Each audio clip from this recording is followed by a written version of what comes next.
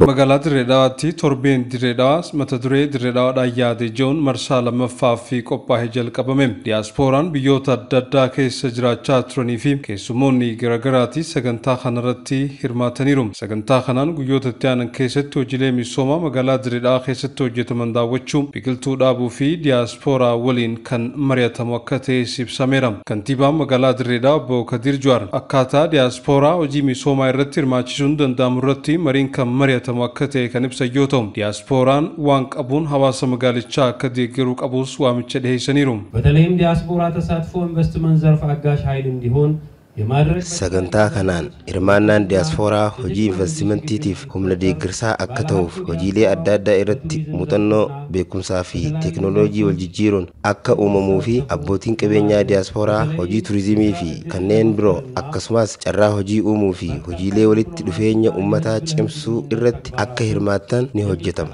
Magaalaa keenyaaf harka deeggarsaa keessan diriirsitanii koree ofii keessaniif hundeessitaniin namoota harka qalleeyyii fi humna hin qabne akka deeggartan carraa kanaan waamicha koo isiniif dhiyeessa.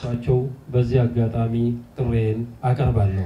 Diyaaspooraan sagantaa mata duree Dirreedhawaadhaan yaade ijoon qophaa'e irratti argamanis saganticha irratti hirmaachuun kan isaan gammachiise ta'uu ibsanii waan harkaa qabaniin hawaasa magaalaa Dirreedhawaa deeggaruudhaaf qophii ta'uu himaniiru. Jamaa Dirree keer qabna achitti jamaa keenya amata 15 achi jira.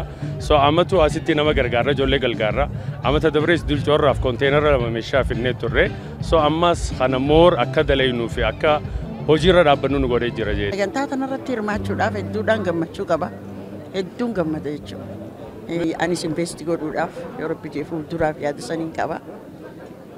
Inshaallah gaataa biraallee mallee ilmaanii wal mari'adheetiin gaawaniin godhuu danda'u. Ijoolleen na booda hafeetti jira. Akkasumas gaa waaniin gartee itti hirmaachuu danda'u cufatti hirmaadhee kaan isii tana guddisee bal'isuu fedha. Yeroo jalqabaatiif hirmaachuu kiyya. Garuu hedduun tolee jira. Seenaan Dirreedhawaadhaa osoo beektaa seenaa babal'oodha.